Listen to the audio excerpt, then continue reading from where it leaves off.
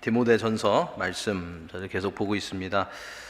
바울 사도는 디모데전서 2장 앞부분에서 세상과 위정자들을 위해서 그리고 모든 사람을 위해서 한계를 두지 않고 중보하는 것이, 기도해야 하는 것이 교회의 책임이다라는 그런 교훈을 주었습니다.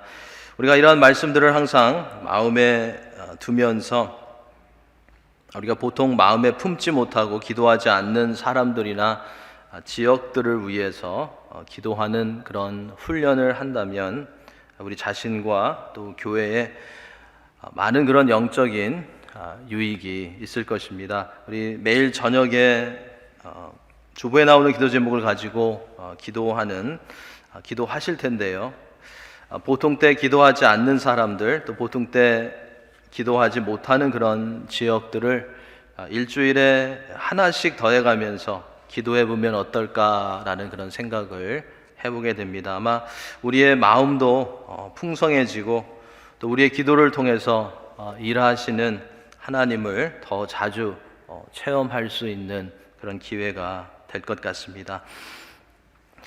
이렇게 교회가 기도하는 그런 책임이 있다라는 것에 대해서 교훈을 준 바울 사도는 이제 이어지는 8절부터 15절까지의 말씀에서 교회 안에 공중 모임 가운데 또는 공중 예배 가운데 남자들과 여자들의 바른 태도에 대해서 권면을 주고 있습니다.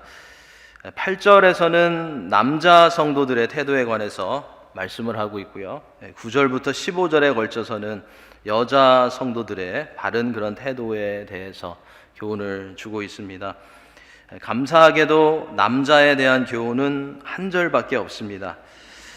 여자에 대해서는 7절이나 말하고 있습니다. 오늘은 남자 성도님들이 좀 편하게 말씀을 들으실 수 있을 것 같습니다.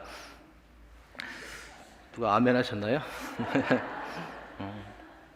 그래서 오늘 이 본문은요, 남자가 더 거룩하고 더 신앙이 좋다라고 오해할 수도 있는 그런 본문이고요. 또 여자 성도들은 교회에서 아무것도 하면 안 되고 남자들에게 무조건 순종해야 하는 것이 아닌가라는 그런 오해도 할 수 있는 그런 본문의 말씀입니다. 그렇기 때문에 오늘 본문은 그 당시에 시대적인 상황에 비추어서 이해해야 하고, 왜 바울 사도가 이러한 내용을 에베소 교회에서 목회하는 디모데에게 교훈했을까라는 그런 생각을 해보면서 살펴보아야 할 것입니다. 바울은 남자와 여자를 차별했던 것이 아니라 에베소 교회의 질서를 유지하기 위해서 이러한 가르침을 주었던 것입니다. 공중 모임과 예배 가운데 질서 있고 바르게 하나님께 집중하면서 예배 드릴 수 있도록 하기 위해서 오늘 본문과 같은 그런 교훈을 주었던 것입니다. 제목을 거룩한 손과 내적 아름다움이라고 했는데요, 다른 제목을 오늘 본문에 붙인다면 사실은 바른 예배라고도 우리가 할 수 있을 것입니다. 8절에서 바울 사도는 남자 성도들을 향해서 먼저 권면을 합니다. 우리 같이 한번 읽겠습니다. 그러므로 각처에서 남자들이 분노와 다툼이 없이 거룩한 손을 들어 기도하기를 원하노라. 오늘 본문의 이 내용의 배경이 교회의 공중 모임이나 공중 예배라는 것을 생각할 때 여기에서 말하는 이 각처라는 이 말은 그리스도인들이 모이는 그런 집회라고, 공동 집회라고 그렇게 우리가 이해하면 좋을 것 같습니다. 바울이 거룩한 손을 들어서 기도하라라는 이 권면을 남자들에게 한 것을 보면, 초대교회 때에는 공적인 예배에서는 남자들이 기도했던 것으로 보입니다.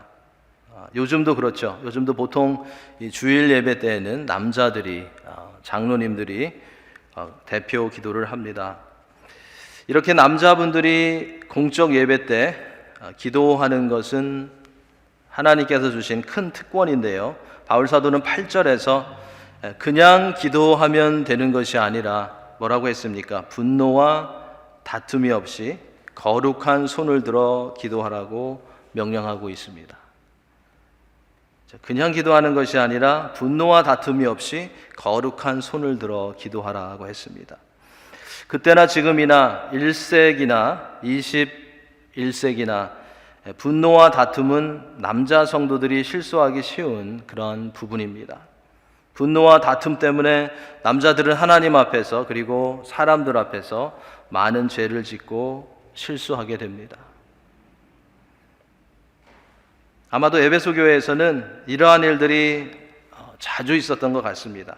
그래서 바울 사도는 모일 때에, 예배할 때에 화를 내거나 다투지 말고 거룩한 모습으로, 경건한 모습으로 기도할 것을, 거룩한 모습으로, 경건한 모습으로 예배할 것을 권면하고 있는 것입니다.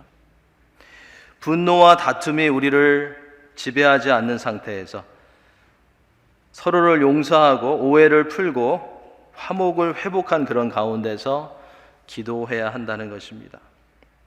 기도하려고 눈을 감았을 때 어떠한 사람이 떠오르는 것이 아니라 기도하려고 눈을 감았을 때 주님만이 생각나는 그런 상태에서 대표 기도를 해야 한다라고 권면하고 있는 것입니다.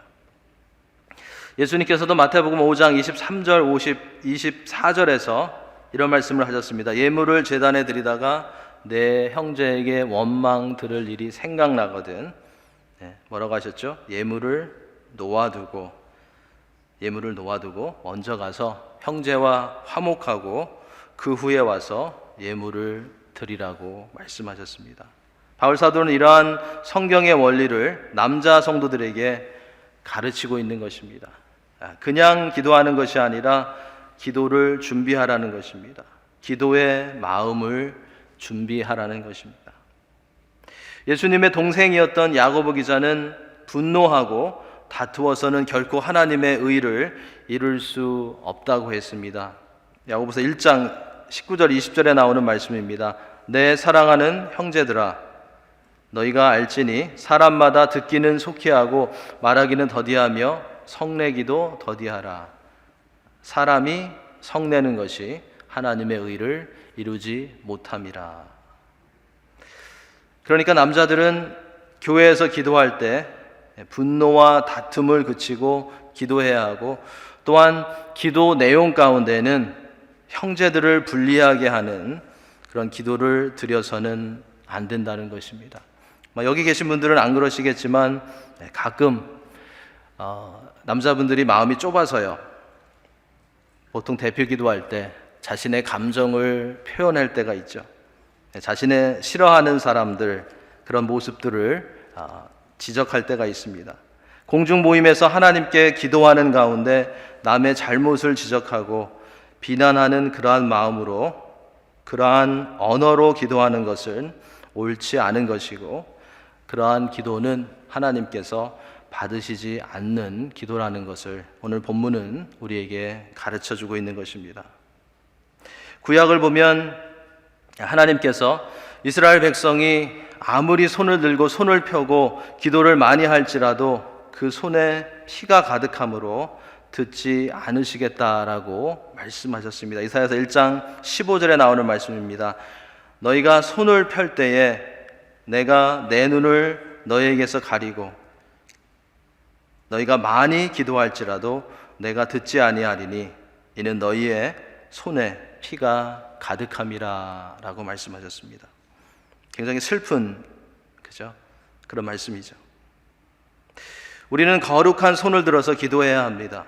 이것은 어떤 특별한 언어나 외적인 모양의 기도를 말하는 것이 아니라 우리의 삶과 우리의 영적인 태도를 말하는 것입니다. 정결한 마음으로, 준비된 마음으로 죄를 떠난 생활을 하는 가운데, 지은 죄를 회개하는 가운데 하나님의 긍휼하심과 은혜만을 구하는 마음으로 기도해야 합니다. 우리가 이렇게 바른 동기를 가지고 순수한 마음으로 하나님을 바라보며 회중을 대표해서 기도할 때, 회중을 대표해서 중보할 때 하나님께서는 그 기도를 기쁘게 받으신다는 것입니다. 그 기도가 응답되어지게 하신다는 것입니다.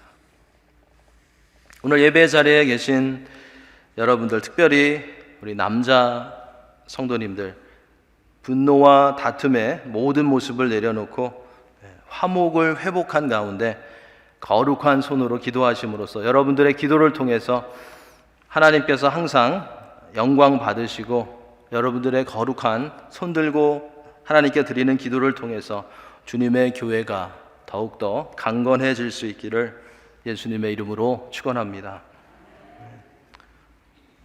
여자분들이 아멘 하시나요? 그죠? 남자분들이 멋있게 아멘 하셔야 되는데 여자분들이 아멘 하세요.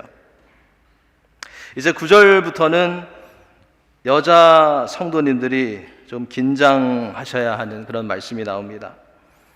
9절부터는 여자 성도들에 대한 권면이 여러 가지로 나옵니다. 이 말씀도 이 공중 예배라는 배경과 교회 질서를 위한 목적 가운데 말씀하는 것임을 생각하면서 이 부분을 이해해야 바르게 우리가 이 말씀을 볼 수 있습니다. 여기에서 여자 성도들의 품행에 대한 내용들이 많이 나오는 것을 볼 때, 우리 당시 이 에베소 교회에서는 여자 성도들이 이 교회의 질서를 어지럽게 하는 그런 일들을 많이 했던 것 같습니다. 에베소 교회의 남자들에게 분노와 다툼의 문제가 있었다면, 에베소 교회의 여자 성도들에게는 오늘 본문에 나오는 것처럼 사치와 사람들 앞에 나서려고 하는 그런 문제가 있었던 것을 보게 됩니다. 바울 사도는 먼저 9절 10절에서 여자 성도들의 사치스러움의 그런 문제를 지적해주고 있습니다. 9절에서는 여자 성도들은 옷을 단정하게 입고 소박함과 정숙함으로 단정하고 건전한 마음을 가지라고 그렇게 권면하고 있습니다. 그리고 따은 머리와 금이나 진주나 값진 옷으로 하지 말고 오직 선행으로 하기를 원하노라 라고 그렇게 명령하고 있습니다. 자, 이 말씀은 여자분들이 교회에 나올 때 매번 아무 단장도 하지 않고 아무것도 바르지 않고 꾀죄죄하게 하고 예배에 나오라는 그런 말씀은 아닙니다. 그죠? 예, 세상의 빛과 소금인 성도가 이 꾀죄죄하게 다니면 전도도 잘 안 될 것입니다. 단정하고 깔끔하게 다녀야죠. 그죠? 여기서 이 바울이 여자 성도들에게 권면하는 것은 남들과 비교하며 사치에 빠져서 하나님 앞에 힘써야 할 내면적인 아름다움보다 외면에만 신경을 쓰는 것을 지적해주고 있는 것입니다. 사치스러움과 남들과 외모를 비교하는 것이 예배의 걸림돌이 된다는 것입니다. 하나님을 바라보는데 걸림돌이 되어서는 안 된다는 것입니다.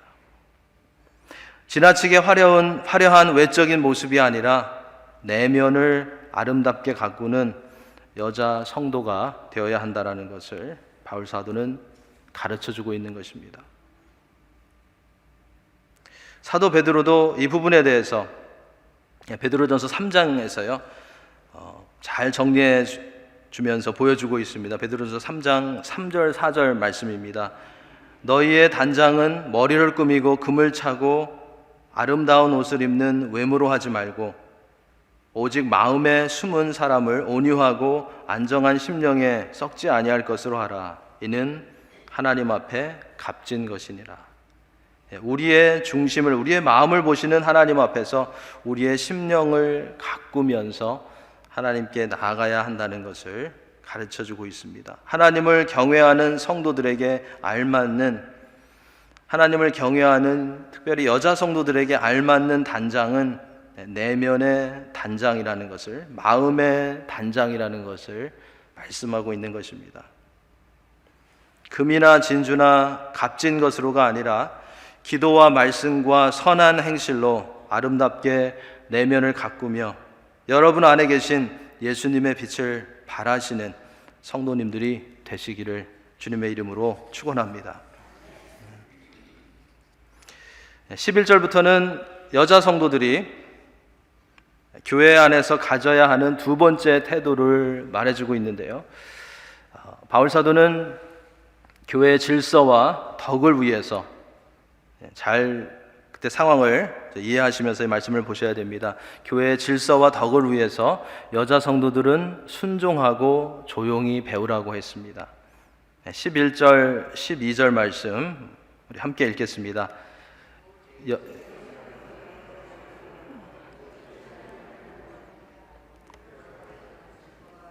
남자를 주관하는 것을 허락하지 아니하노니 오직 조용할지니라. 우리 여자 성도님들이 별로 마음에 안 들어 하실 그런 말씀입니다. 그렇죠? 그런데 여기에서도 이 명령이 공중 예배나 모임을 배경으로 하고 있다는 것을 생각하면서 말씀을 보아야 바르게 이해할 수 있습니다. 원래는 1세기 당시 공적인 모임에서는 여자가 남자와 함께 자리를 하는 것조차 허용되지 않았습니다. 같이 앉아서 같이 모여서 예배를 드릴 수 없었습니다. 그런데 복음이 전파되어서 그리스도 안에서는 어떠한 차별이 없다라는 말씀이 선포되면서부터 여자들도 남자들과 함께 예배하며 함께 모임에 참여하고 교회에 봉사할 수 있게 되었습니다. 그런데 이러한 현상은 교회 공동체 내에 유익을 가져오기보다는 남자와 여자 성도들 간에 다툼을 가지고 왔습니다. 특별히 교회 안에서 남자들과 함께 예배에 참석하고 섬길 수 있었던 여자 성도들이 너무나 익사이팅해서 가만히 있을 수가 없었던 것 같습니다. 보통 여자분들이 가만히 안 계시잖아요. 그죠? 가만히 못 계시잖아요. 그렇죠? 그래서 지혜롭지 못한 남자들, 조금 답답해 보이는 남자 성도들을 가르치고 주관하려고 했던 것입니다. 자신들의 의견과 말을 높이기 원하는 여자 성도들이 많았던 것입니다. 그래서 교회 내에 문제가 있었던 것으로 보입니다. 이러한 상황을 알았던 바울 사도는 교회의 질서를 바로 하기 위해서 당시의 시대와 상황에 입각해서 교회 내에서 공중 예배 가운데 여자의 가르치는 것과 남자를 주관하는 것을 허락하지 않는다고 말했고, 여자는 순종함으로 조용히 배우라고 했던 것입니다. 고린도 교회에서도 에베소 교회와 비슷한 그런 문제가 있었습니다. 고린도 교회에서는 여자 성도들이 은사를 너무 좋아하고 강조하는 가운데 은사에 빠져서 교회를 소란스럽게 하고 교회를 어지럽게 했습니다. 그래서 바울 사도는 여자 성도들에게 고린도전서 14장에 가보면 잠잠하라라는 명령까지 내렸습니다. 바울은 당시에 여성이 남성보다 나섬으로 인해서 교회 안에 또 예배 가운데 일어나는 혼란을 방지하기 위해서 이러한 권면을 했던 것입니다. 여자 성도가 전혀 아무 말도 하지 말라는 것이 아니라 나서야 할 자리와 나서지 말아야 할 자리를 분별하라는 그러한 교훈입니다. 사도 바울은 여자 성도들이 11절과 12절처럼 따라야 하는 이유를, 여자 성도들이 순종하고 조용히 배워야 하는 이유를 13절, 14절에서 말해줍니다. 창조와 타락의 원리를 근거로 해서 두 가지를 설명해주고 있습니다. 굉장히 흥미로운 그러한 말씀입니다. 왜 여자 성도들이 순종하고 조용히 배워야 하나? 우리 13절 말씀 같이 읽겠습니다. 이는 아담이 먼저 지음을 받고 하와가 그 후며. 자, 그게 답니다. 그렇죠? 아담이 먼저 지음을 받고 하와가 그 후에 지음을 받았기 때문에 남자가 리더라는 것입니다. 하나님께서 아담을 창조하시고 아담을 돕는 배필로 여자를 지으셨기 때문에 여자가 남자를 주관하고 지배하는 것은 옳지 않다는 것입니다. 그죠? 여자는 헬퍼고 남자는 리더라는 것입니다. 남자분들 아멘 못 하시네요. 그죠? 아멘. 이게 성경에서 말씀하시는 건데. 자, 여자 성도들이 순종하고 조용히 배워야 하는 두 번째 이유를 14절에서 바울 사도는 말해줍니다. 우리 14절 같이 읽겠습니다. 아담이 속은 것이 아니고 여자가 속아 죄에 빠졌습니다. 자, 로마서 5장에서는 한 사람, 아담이죠. 대표자 아담으로 말미암아서 죄가 세상에 들어왔다라고 말씀했는데, 자, 여기에서는 하와가 먼저 속아서 선악과를 따먹고 죄에 빠졌다라는 것을 바울 사도는 강조하고 있습니다. 사실 이게 맞죠? 그렇죠? 적극적으로 꾀임을 받은 것은 아담이 아니라 하와라는 것입니다. 자, 여기서 사도 바울이 말하는 것은 선악과를 먼저 따먹은 하와가 잘못했으니까 당연히 남자가 리더가 되어야 한다라는 것을 말하는 것일까요? 말씀을 묵상해 보면 여기에서는요, 그것보다는 더 깊은 그런 의미가 담겨져 있는 것 같습니다. 바울은 여자가 남자보다 연약하다라는 것을 여기에서 보여주고 있는 것 같습니다. 아닌데요, 우리 집에서는 여자가 더 강한데 라고 하시는 분들도 있으실지 모르지만, 오늘 본문에서는, 성경에서는 여자가 약하다라는 것을 암시하고 있습니다. 간교한 사탄이 하와를 먼저 택해서 유혹한 것도 여자가 연약했기 때문에 그랬을 것입니다. 자, 아담은 모르겠어요. 아담은 쉽게 선악과로 쉽게 넘어갈 것 같지 않습니다. 넘어갔을 것 같지 않습니다. 하와가 연약했기 때문에 넘어간 것 같습니다. 사도 베드로는 베드로전서 3장에서 여자를, 아내를 더 연약한 그릇이다라고, 깨지기 쉬운 연약한 그릇이다라고 남편들에게 가르쳤습니다. 여자가 연약하다는 것입니다. 이렇게 여자가 남자보다 감정적으로, 육체적으로 깨지기 쉬운 그런 존재이기 때문에 바울 사도는 남자가 리더이고 남자가 머리이고 여자는 지혜가 부족한 남자를 도와야 하는 그런 책임이 있다라는 것을 가르쳐주고 있는 것입니다. 마지막으로 바울은 15절에서 이렇게 말합니다. 그러나 여자들이 만일 정숙함으로써 믿음과 사랑과 거룩함에 거하면 그의 해산함으로 구원을 얻으리라. 굉장히 이해하기 힘든, 해석하기 힘든 말씀입니다. 바울 사도는 아담이 먼저 창조되었고 하와가 먼저 선악과를 따먹었기 때문에, 연약하기 때문에 여자는 자제하고 잠잠하라고 교훈하다가 그러나라고 하면서 15절의 말씀으로 2장을 끝맺습니다. 이 15절은 여자 성도들의 중요한 역할을 말해주고 있습니다. 그들에게 주어진 중대한 책임과 역할을 보여주고 있는 것입니다. 여자가 뱀에게 속음으로써 죄가 인류에 들어왔지만 이제는 예수 그리스도로 인해서 구원받은 여자 성도들이 믿음과 사랑과 거룩함에 거하며 가정에서, 교회에서 자기 위치를 지키며 수고할 때 굉장한 일이 일어날 수 있다는 것입니다. 그렇게 여자 성도들이 수고할 때 하나님께서는 그들을 믿음의 자녀를 낳고 믿음의 자녀를 양육하고 하나님 나라를 위해서 세우는 통로로 사용하신다는 것입니다.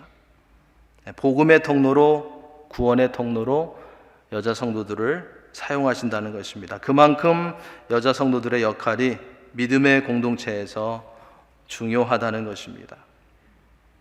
남자 성도들이 믿음의 공동체 안에서 모임을 이끌고 기도하고 하는 것 이상으로 여자 성도들의 수고와 섬김이 교회를 건강하게 하고 그리스도의 복음을 전하는 데는 꼭 필요하다는 것입니다.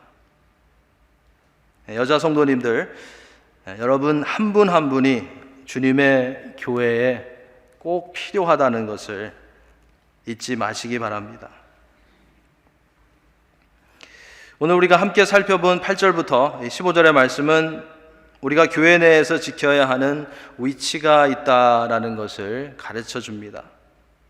우리가 그 자리를 지키지 못하거나 그 자리를 벗어날 때 교회 내 문제가 일어날 수 있고 교회가 약해질 수 있다라는 것을 경고해 줍니다. 성도는 교회의 질서와 하나됨을 위해서 그리스도의 복음이 효과적으로 선포되어지게 하기 위해서 우리의 위치를 지키며 서로 섬기며 존중하며 피차 복종하는 그러한 삶을 살아가야 할 것입니다. 교회 안에서 남자는 여자를 존중해주고 그들로 하여금 하나님께서 주신 은사를 최대한 질서 있게 사용할 수 있도록 배려해야 하고, 여자는 겸손히 하나님께서 세우신 질서와 권위를 인정해야 할 것입니다. 오늘 본문을 두 단어로 정리한다면 질서와 조화라는 단어가 잘 어울릴 것 같습니다. 오케스트라가 아름다운 연주를 하기 위해서는 각자가 질서 있게 자기의 자리를 지키고 소리를 잘 조정하는 것이 필요하듯이 믿음의 공동체 안에서도 남자들은 남자대로 또 여자들은 여자대로 하나님께서 주신 위치를 잘 지켜나가야 합니다. 남자들은 마음을 정결하게 하고 죄를 멀리하며 화평 가운데 기도하고, 여자들은 내면을 아름답게 가꾸고 겸손과 순종의 자리로 돌아와서 하나님께서 주신 직분으로 잘 섬기며 도와야 합니다. 하나님께서 창조하신 만물들이 질서 있게 조화를 이루며 하나님의 영광을 나타내듯이 하나님께서 구원하신 성도들도 믿음의 공동체 안에서 질서 있게 조화를 이루며 주를 높이고 예수 그리스도 안에서 세워져 가야 할 것입니다. 하나님께서 예수 그리스도를 통해서 여러분들을 구원해 주시고 교회에서, 가정에서 여러분들을 세워주신 그 자리에서 믿음과 사랑과 거룩함으로 준비되어 하나님의 구원을 이루는 그런 통로가 되시고, 그 자리에서 거룩한 손을 주의 이름으로 들고 기도함으로써 하나님께 영광 돌리는 많은 일들을 감당하실 수 있기를 예수님의 이름으로 축원합니다. 남자분들은 더 거룩해지시고 여자분들은 내면을 더 아름답게 가꾸시기를 예수님의 이름으로 축원합니다. 기도하시겠습니다.